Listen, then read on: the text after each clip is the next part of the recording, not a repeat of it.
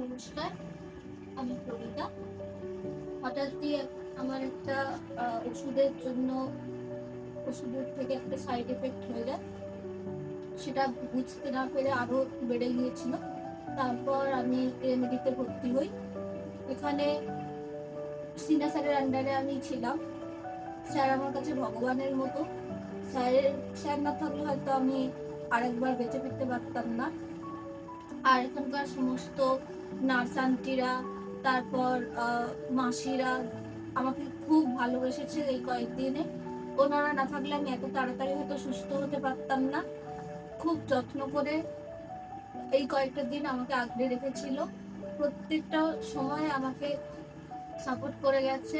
আমার মনোবল বাড়িয়ে গেছে যে হ্যাঁ, আমি সুস্থ হতে পারবো, আমি ঠিক হয়ে যাব। সবসময় আমাকে খুব ভালোভাবে আগলে আগলে রেখেছে। আর আজকে আমি এখন প্রায় পুরোপুরি সুস্থ হয়ে গেছি। আজকে ছুটি হয়ে গেছে, আজকে বাড়ি চলে যাব।